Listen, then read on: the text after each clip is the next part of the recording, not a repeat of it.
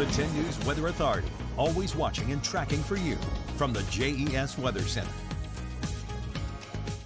Hello, everyone. A bit stormy coming through the Great Lakes, but we are staying calm, and those aren't really going to make it to us for today. We stay pretty nice and dry.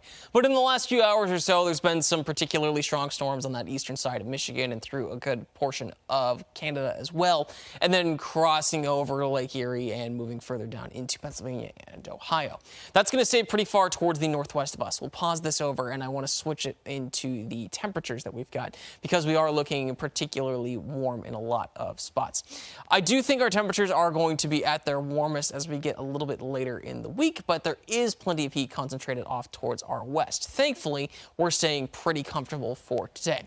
But you don't have to go too far west to find more heat advisories, excessive heat warnings, and even heat watches. Now, I'll go ahead and switch this back over to radar so that we can see a little bit better how the temperatures are playing out further towards the west. And remember, that extends from Texas towards the north, up towards Minnesota, and then to the east. Closest to us in parts of West Virginia, there's a heat watch where it's going to be particularly hot through the 24th as we get into the evening. Meanwhile, a lot of the heat is concentrated further to the west. Looking as the week goes on, today is pretty nice. We stay dry, temperatures are comfortable, there's not much humidity, the wind is pretty light.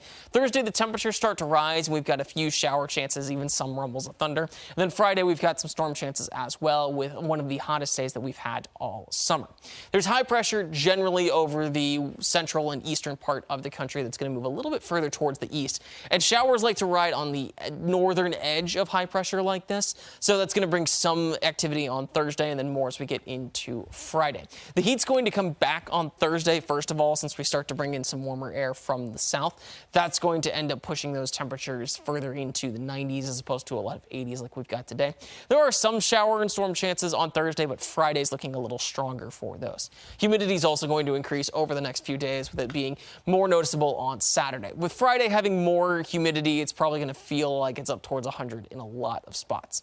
Today, our temperatures are actually pretty comfortable, really close to average, some even a little bit below that. Danville 88, Covington 84, and Hillsville at 78. And then overnight, we fall back down into the low to mid 60s. Pretty similar to what we've had a lot of the last few weeks. Roanoke at 65. On the extended forecast, temperatures are going to rise to the upper 90s on Friday. So that's rivaling what we had on Monday for some of our particularly warm temperatures. If those clouds can build a little earlier in the day, that will help to hold the heat down, but I still think it's going to be one of the hotter ones all season. After that, we do have cooler air coming in. That's going to keep us in the mid 80s, a lot more comfortable going into next week. So enjoy today because the heat's coming back, and Friday is not for the faint of heart. Exactly. And thankfully, right now, the storm chances are pretty limited. Even looking towards Friday, it's not super strong. Same thing on Saturday. So could be a lot worse. If it was like early July and we had that much heat, it would be probably a big system. Okay, so hot, but not that big of a chance of storm. Exactly. All right, so we'll take it. Yeah. Thank you, Marshall.